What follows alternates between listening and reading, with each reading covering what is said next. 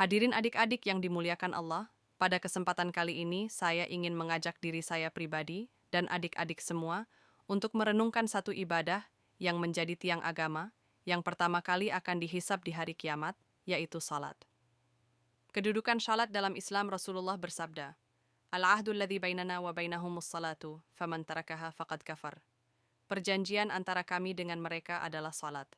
Barang siapa meninggalkannya, maka sungguh dia telah kafir.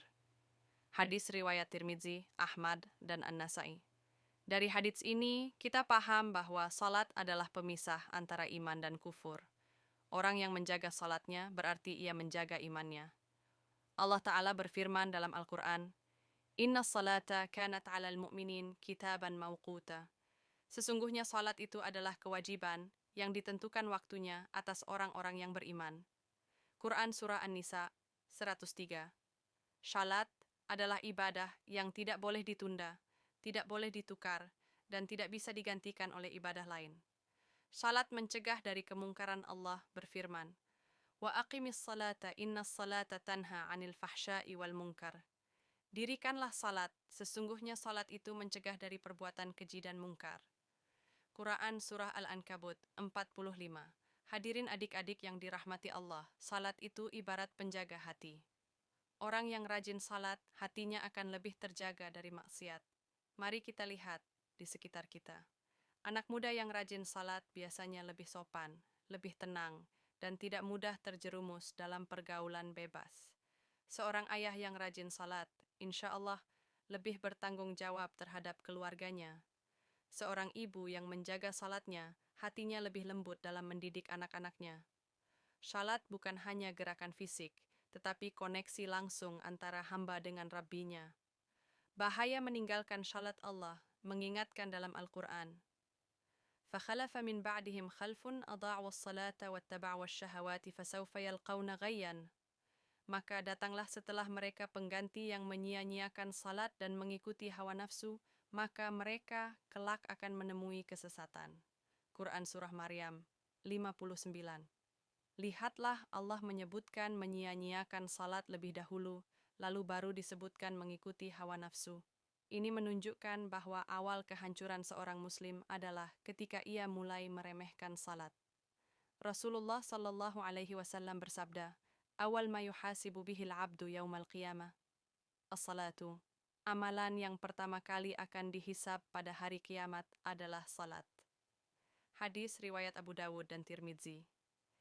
Jika salatnya baik, insya Allah amalan yang lain akan ikut baik. Tetapi jika salatnya rusak, maka amalan lain pun akan ikut rusak. Salat sebagai penolong hidup. Hadirin adik-adik yang berbahagia, dalam kehidupan sehari-hari, kita sering menghadapi masalah. Masalah ekonomi, masalah keluarga, masalah pekerjaan, masalah hati. Apa solusi dari semua itu? Allah menjawab, "Wasta'inu bis sabri was salah. Wa innaha lakabiratun illa 'alal khashi'in." Jadikanlah sabar dan salat sebagai penolongmu, dan sesungguhnya itu sangat berat, kecuali bagi orang-orang yang khusyuk. Quran Surah Al-Baqarah 45. Orang yang salat dengan benar, dia mendapatkan ketenangan hati, solusi dari masalah, dan rezekinya dimudahkan oleh Allah. Cara agar salat kita lebih bermakna dengan tepat waktu, jangan menunda-nunda salat. Rasulullah Shallallahu Alaihi Wasallam bersabda bahwa amalan yang paling dicintai Allah adalah salat tepat pada waktunya. Salat berjamaah. Salat berjamaah di masjid, terutama bagi laki-laki, lebih utama daripada salat sendirian. Pahalanya 27 kali lipat. Menghayati bacaan salat. Jangan sekadar membaca tanpa hati. Pahami makna Al-Fatihah, doa-doa, dan zikir dalam salat. Jadikan salat sebagai kebutuhan, bukan kewajiban. Orang yang menjadikan salat sebagai kebutuhan, dia akan merasa gelisah kalau belum salat.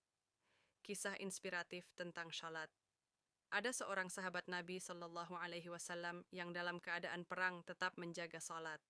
Bahkan ketika terkena panah, ia tetap melanjutkan salatnya. Ini menunjukkan bahwa tidak ada alasan untuk meninggalkan salat, bahkan dalam kondisi berat sekalipun. Penutup hadirin yang dirahmati Allah, mari kita renungkan kembali. Sudahkah kita menjaga salat kita tepat waktu?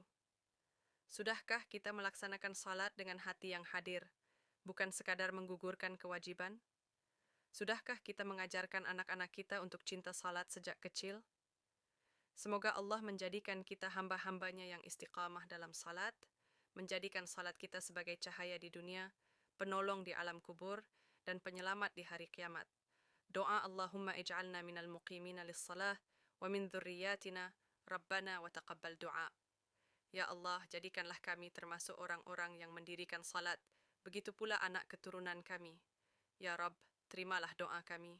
Wallahu a'lamu bis-shawab.